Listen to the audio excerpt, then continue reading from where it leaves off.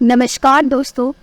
आज मैं आपको सुनाने जा रही जब बेटे बहू ने अपनी बूढ़ी माँ को घर में नौकरानी बनाकर रखा तो माँ ने किया कुछ ऐसा कि मम्मी जी, मैं नहाकर आ गई हूँ, नाश्ता तैयार हो गया हो तो जल्दी से मुझे नाश्ता दे दीजिए और मेरा टिफिन भी जल्दी से तैयार कर दीजिए, ऑफिस के लिए देर हो रही है। ये क्या मम्मी जी, क्या बना दिया आपने? मुझे तो आज पोहा खाना था और आपने पराठे बनाकर रख दिए, जबकि मैंने आपसे रात ही बोला था कि सुबह मुझे पोहा बना देना। आपका ध्यान कहाँ रहता है? रमा जी की आंखों में बहू की बात सुनकर आंसू आ जाते हैं और बहू के सामने अपने आंसुओं को छुपाकर वह बहू से कहती है, बहू मुझे याद नहीं रहा, अभी बनाकर लाती हूँ। बहू कहती है, रहने दीजिए, मुझे ऑफिस के लिए पहले ही लेट हो रहा है। अगर आपने मेरा टिफिन तैयार कर दिया है तो जल्दी से मेरा टिफिन दे दीजिए, मैं भी आ रही हूँ। और ये कहकर बहू अपने कमरे में चली जाती है। रमा जी किचन में आ जाती है और जल्दी जल्दी बहू का टिफिन तैयार करती है। जैसे ही वह टिफिन तैयार करती है तब तक बहू आ जाती है। रमा जी बहू को टिफिन दे देती है। बहू टिफिन लेकर रमा जी से कहती है, मम्मी जी, मैं ऑफिस के लिए निकल रही हूँ, आप जय को दूध पिला देना और कुकर में उसके लिए थोड़ी सी खिचड़ी चढ़ा देना। और हाँ, जय दोपहर को जब सोकर उठे उसे ऑरेंज जूस भी दे देना, उसमें बर्फ मत डालना, नहीं तो गला पकड़ लेगा। और जब स्कूल से आए तो बस स्टॉप पर जाते वक्त छाता ले जाना मत भूलना, बहुत तेज धूप है, उसका बैग भी भारी है तो बैग आप उठाकर लाना। मैं जा रही हूँ, मुझे देर हो रही है। राज को लंच के साथ सलाद देना मत भूलना, वरना वो खाना नहीं खाएंगे। प्रिया अपनी सास रमा जी को रोज की तरह ना जाने कितने सारे दिशा निर्देश देकर ऑफिस के लिए चली गई। रमा जी ने अपने बेटे राज का लंच बॉक्स तैयार किया, साथ में सलाद भी रख दिए। फिर उसे नाश्ता देकर वह खुद भी पूजा करने लगी थी कि तभी 2 वर्ष का जय जागकर मम्मी मम्मी कहकर रोने लगा। रमा जी ने उसे चुप कराया और दूध पिला दिया। तभी राज टिफिन लेकर ऑफिस चला गया। तभी काम वाली बाई आ गई। अरे तो आज जल्दी आ गई, थोड़ी देर रुक जा, मैंने अभी तक घर भी समेटा नहीं है, बच्चों ने सारा घर बिखरा दिया है। और वो जल्दी जल्दी घर समेटने लग गए। बेम साहब, ये तो आपका रोज का काम है, मुझे देर हो जाती है, एक यही घर नहीं है, मैं और भी घर काम करने को जाती हूँ, सब ऐसे ही करने लगेंगे तो शाम तक मैं यहीं रहूँगी क्या? मेरे भी बाल बाल बच्चे हैं। काम वाली बाई जल्दी में काम खत्म करने की जल्दी मचा रही थी तो रमा जी ने भी जैसा घर था वैसे ही समेट दिया और काम वाली बाई झाड़ू पोछा करके चली गई। रमा जी रसोई में गई तो बर्तनों का ढेर देखकर उनका सिर चकरा रहा था और उन्हें सारी बिखरी रसोई ठीक की और बर्तन धोने लगी। तभी जय रसोई में आकर बर्तन फैलाने लगा और गीले फर्श पर फिसल जाता है तो फिर से रोने लगता है। रमा जी घबरा जाती है और उसे गोदी में लेकर चुप कराती महलाती है। तभी प्रिया को फोन आ जाता है, आपने जय को दूध पिला दिया क्या? और हाँ, अगर पिला दिया हो तो उसे नहाने से पहले उसकी अच्छी से मालिश कर देना, उसकी सारी स्किन रूखी हो रही है। और बिना कुछ कहे सुने फोन रख दिया। उन्होंने फटाफट से उसकी मालिश की और खेलने के लिए छोड़ा। फिर सोचा खिचड़ी बना दे, पर कुकर साफ नहीं था तो भगोने में खिचड़ी चढ़ा दी और जय को नहलाने लगी। जय थोड़ा सा चुलबुला और थोड़ा शरारती था। पानी लेकर उन पर ही डालने लगा बड़ी मुश्किल से उन्होंने अपने पोते को नहलाया। तभी प्रिया का फिर से फोन आ गया। जय को खिचड़ी खिला दी क्या? उसके खाने का समय हो गया है। आप अभी भी खिचड़ी बना रही है? मैं बनते ही तुरंत खिलाती हूँ, रमा जी ने जवाब दिया। तभी प्रिया ने वीडियो ऑन कर दिया और गैस पर भगोने देखकर वह उन पर चिल्लाने लगी। आप भी हद करती है, भगोने में खिचड़ी चढ़ाई है, उसमें तो अच्छे से पकेगी भी नहीं और मेरा बच्चा भी भूखा रह जाएगा। आपने कुकर में क्यों नहीं चढ़ाई? अब तक तो बच्चे का खाना भी बन जाता। रमा जी क्या कहती?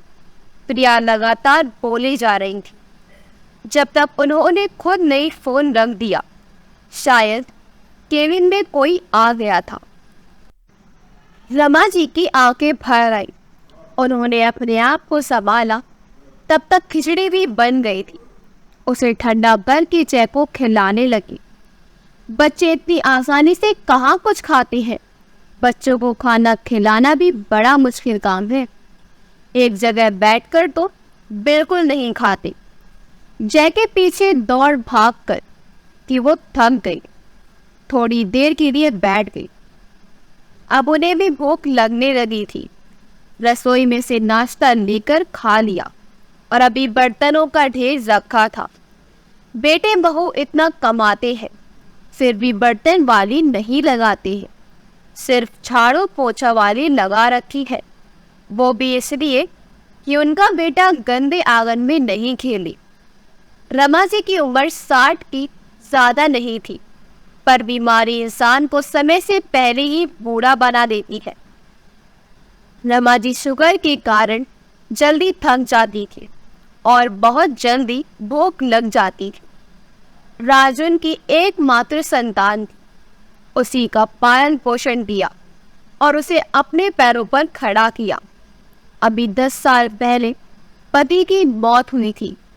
तब तक राज नौकरी पर लग गया था। उनके जाने के बाद प्रिया घर की बहू बनकर आई। पढ़ी लिखी नौकरी पेशा बहू को वो नहीं लाना चाहती, पर आजकल के बच्चे सुनते कहाँ हैं। राज को प्रिया से ही शादी करनी थी। उन्होंने समझाया भी कि बेटा तुम और बहू दोनों नौकरी पर चली जाओगी तो फिर मैं घर में अकेली क्या करूँगी। राज ने भी जवाब दिया, मम्मी बड़ा शहर है, भारी खर्चे हैं, पत्नी भी कमाएगी तो ही घर अच्छे से चलेगा, वरना एक ही कमाई में पार नहीं पड़ेगी। फिर मेरे सभी दोस्तों की पत्नियां कमाती हैं, ऑफिस जाती है, तो मैं घरेलू लड़की अपने लिए नहीं लूँगा। ऐसा नहीं था कि राज की नौकरी अच्छी नहीं थी, बस उसे अपने दोस्तों और रिश्तेदारों में यह दिखाना था कि मेरी पत्नी मामूली सी गृहिणी नहीं, बल्कि वह भी अच्छी पढ़ी लिखी नौकरी पेशा वाली है। राज ने जिद की और प्रिया से शादी कर ली। अभी तक रमा जी ही घर और रसोई संभाल रही थी। बहू के आने के बाद भी उन्हें सहारा नहीं मिला, बल्कि उनका काम और बढ़ गया। बहू तो रसोई में पैर भी नहीं रखती थी। उनको ही दोनों का टिफिन बनाकर देना होता था। उन्होंने सोचा नई नई बहू है, अभी समय लगेगा, पर प्रिया को तो खाना बनाना पसंद नहीं था और उसके पास समय भी नहीं था। ऑफिस आने जाने में वो व्यस्त रहती थी। रमा जी ने सोचा कोई बात नहीं, बेटे के साथ साथ बहू भी कमा लेगी। पर जब प्रिया पहली बार गर्भवती हुई तब भी वो घर पर तो रहती थी, पर रसोई में पैर नहीं रखती थी। रमा जी ने तब भी एक अच्छी सास की तरह उसकी देखभाल की, उसका बहुत ही ख्याल रखा। अपने पहले बेटी नियति के जन्म के कुछ महीनों बाद ही प्रिया फिर से काम पर जाने लगी। अपने पोती को रमा जी बहुत प्यार करती और उसका हर काम करती थी। तब घर में झाड़ू पोछा, बर्तन वाली और खाना बनाने वाली भी आती थी। वो घर भी देख लेती थी और अपने पोते के साथ खेल भी लेती थी। धीरे धीरे उन्हें शुगर हो गई और शरीर में थकावट सी रहने लगी। वो घुटनों के दर्द से भी परेशान रहने लगी। अब नियति नर्सरी में आ गई थी तो जय का जन्म हो गया। अब पहले जितनी उनमें जान नहीं थी, प्रिया दूसरा बच्चा नहीं करना चाहती क्योंकि उसका मानना था कि इस महंगाई में एक बच्चा ही पालना भारी है, तो 2 बच्चे कैसे पालेंगे। लेकिन राज का मन था कि नियति अकेले नहीं रहे, उसे अपना भाई बहन कोई तो मिल जाए। शय के जन्म के बाद उसने महंगाई का हवाला देखकर खाना बनाने वाली हटवा दी। मम्मी जी घर पर ही तो रहती है, तो यही बना लिया करेंगी। अब तो बच्चों का खर्चा बढ़ गया है, तो कहीं पर तो कटौती करनी होगी। जया बड़ा हो रहा था, पर राज और प्रिया अपने ऑफिस के काम में ही व्यस्त रहती थी, इसलिए बच्चों पर जरा भी ध्यान नहीं देती थी। शनिवार और रविवार को छुट्टी मिलती तो मॉल में शॉपिंग या मूवी या दोस्तों के साथ पार्टी में जाया करती थी। रमाजी दोनों बच्चों को दिन भर संभालते वे थक जाती थी। उस पर घर का काम और खाना भी था। रमाजी से अब सहन नहीं हो रहा था। पहले तो उन्होंने सोचा था बहू नई नई है, कैसे घर संभालेगी। फिर ये ख्याल किया कि वो गर्भवती है, तो उसका ध्यान रखना मेरा ही कर्तव्य है। फिर ये ख्याल किया कि बहू के पहला बच्चा है, तो उसे कहाँ बच्चे पालना आता होगा। फिर ये सोचकर कुछ नहीं कहा कि बहू अकेले 2 बच्चों और ऑफिस को कैसे संभालेगी। पर अब पानी सर के ऊपर से गुजर गया था। अब उनसे नहीं हो रहा था। बेटे राज को भी बस तो पैसा कमाना था या किसी भी तरह पैसा बचाना था। उसे अपनी माँ की जरा भी परवाह नहीं थी और माँ पर वो दोनों खर्च भी नहीं करते थे। वो वहाँ दोनों वक्त का खाना खाती थी, पर वो भी चैन से नसीब नहीं होता था। पोते पोती हर दादी को प्यारे होते हैं, पर जब उनकी सारी जिम्मेदारी उन पर ही डाल दी जाए तो वो प्यार भी बोझ सा लगने लगता है। एक रविवार दोनों बेटे बहू जब उठे ही थे तो रमा जी ने कहा कि वो गांव में जाकर रहना चाहती है। अब यहाँ पर उनका मन नहीं लगता है। गांव की अच्छी हवा से शायद उनकी तबीयत ठीक रहने लगे। तो ये सुनकर प्रिया जवाब देती है कि अरे गांव में आपको रोटी कौन देगा, यहाँ तो 4 वक्त का खाना आप मुफ्त में घर बैठे खाती हैं। आपको गांव में जाकर क्या मिलेगा? मुफ्त की एसी की हवा और ये शानदार सोसाइटी का रहन सहन गांव में कहाँ मिलेगा? फिर घर कौन संभालेगा? नियति और जय को कौन संभालेगा? इन्हें तो आप भी चाहिए।